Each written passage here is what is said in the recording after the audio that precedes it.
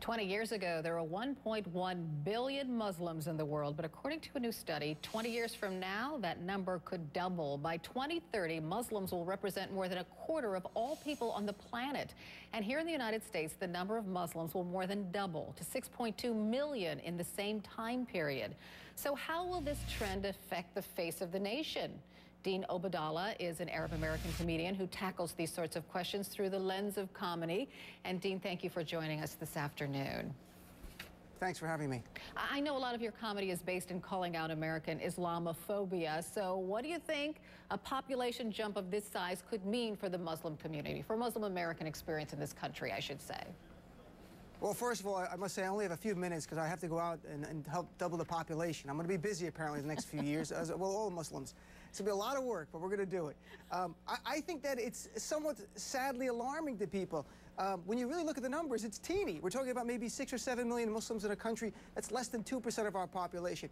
But some on the right will use it to exclaim, the Muslims are coming, the Muslims are coming. Go hide your alcohol and pork.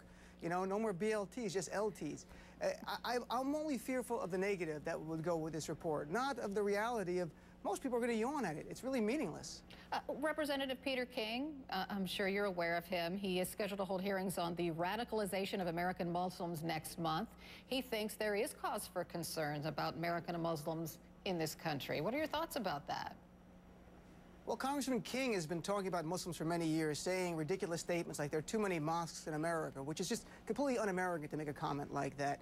He goes on to say all the time that 85% of mosques preach radical Islam based on a statement from 1999. Peter King has to update his script. You know, the old adage, everyone's entitled to their own opinions, not their own facts. I implore Congressman King to be more responsible. And if he has facts that there are radical Muslims in America, turn them over to the FBI, turn them over to the Justice Department. We don't want them either. So let's work together to stop them, not just demonize. I was just going to say, Dean, that it's not like there aren't any examples of American Muslim being radicalized in this country, because there have been more than a few. And isn't that a cause for concern even in the Muslim American community? I think it is a cause for concern. It's a teeny percentage. You know, I adhere to the philosophy that individual responsibility. If someone commits a crime, whatever their race or religion is, to me is not as relevant as who are the co-conspirators, who are the people working with them, who are helping them, assisting them materially with carrying out their plan. Those are the people that should be demonized and prosecuted, not a whole religion, nor should a whole race or a whole ethnic background when a minority in America commits any crime. It should be those people involved. It's a teeny percentage of people causing problems. I think the Muslim community is getting involved. I see more and more reports of them working with law enforcement, turning people over.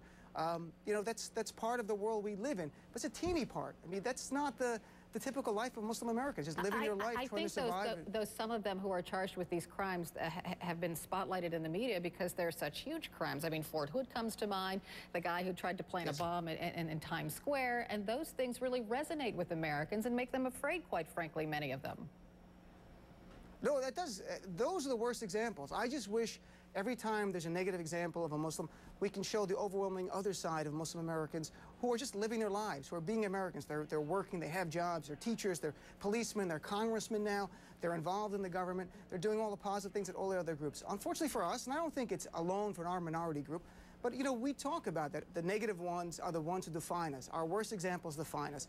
And it's up to us, and I think working with the media, to try to, you know, counterbalance that, to show the positive, funny ones out there, the good ones, the typical ones. So when you go out on the comedy circuit and you tell your jokes to try to, like, bring Americans together, in the audience, what is the reaction from those who are not Muslim American?